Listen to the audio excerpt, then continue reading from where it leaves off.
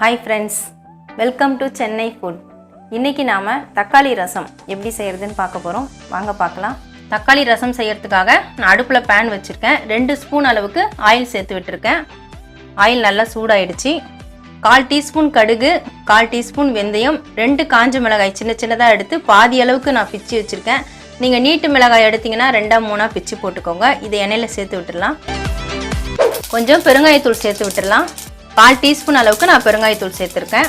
ஒரு 7-8 பல்லு பூண்டு நான் தோலோட இடிச்சு வச்சிருக்கேன். இந்த பூண்டையும் அதில் சேர்த்துடலாம். ஒரு பச்சை மிளகாயை 2ஆ கட் பண்ணி வச்சிருக்கேன். 4 பீஸாக வச்சிருக்கேன் நான்.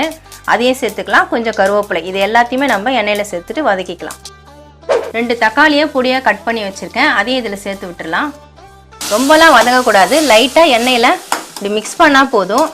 இப்படி ப்ரெஸ் பண்ணி விட்டுடுங்க. அதில் இருக்கிற ஜூஸ் எல்லாம் நல்லா இறங்கிடும்.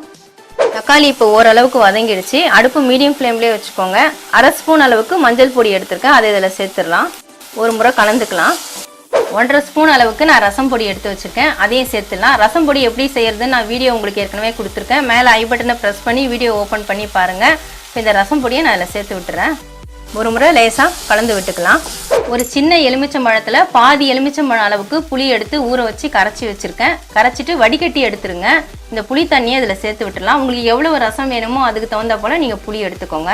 தேவையான அளவு தண்ணியும் சேர்த்து விட்டுடுங்க. ரசத்துக்கு நான் இந்த கப்பில் 1 கப் அளவுக்கு சேர்த்துக்கிறேன். தேவைப்பட்டால் மறுபடியும் சேர்த்துக்கலாம். ரசத்துக்கு தேவையான அளவு உப்பு சேர்த்து விட்டுடலாம். 3/4 ஸ்பூன் அளவுக்கு நான் சால்ட்டு சேர்க்குறேன். ரசம் கொதிக்கணும்னு அவசியம் இல்லை. சுற்றி நுர மாதிரி அப்படியே நுர கட்டி வரும்பொழுது நம்ம அடுப்பை ஆஃப் பண்ணிக்கலாம். இப்போ கொத்தமல்லி தழையும் கொஞ்சம் தூவி விட்டுடலாம். ரசம் ரெடி ஆயிடுச்சுங்க. ஒரு பக்கம் மட்டும் லேசாக கொதிக்குது. சுற்றி நல்லா நுர கட்டி வந்திருக்கு பாருங்கள். இதுதான் ரசத்துக்கு சரியான பதம். நான் இப்போ அடுப்பை ஆஃப் பண்ணிடுறேன். ஏற்கனவே நம்ம கொத்தமல்லி தழைலாம் தூவி விட்டுட்டோம். தேவைப்பட்டால் நீங்கள் மறுபடியும் தூவிக்கலாம். தக்காளி ரசம் ரெடி. தக்காளி ரசம் வீடியோ பார்த்துருப்பீங்க. இந்த வீடியோ உங்களுக்கு பிடிச்சிருந்தா லைக் பண்ணுங்கள், ஷேர் பண்ணுங்கள், சப்ஸ்கிரைப் பண்ணுங்கள். சப்ஸ்கிரைப் பண்ணவங்க மறக்காமல் பெல் பட்டனை கிளிக் பண்ணுங்கள். அந்த வீடியோவில் ஏதாவது டவுட்ஸ் இருந்தால் கமெண்ட்ஸில் கேளுங்க. நன்றி, வணக்கம்.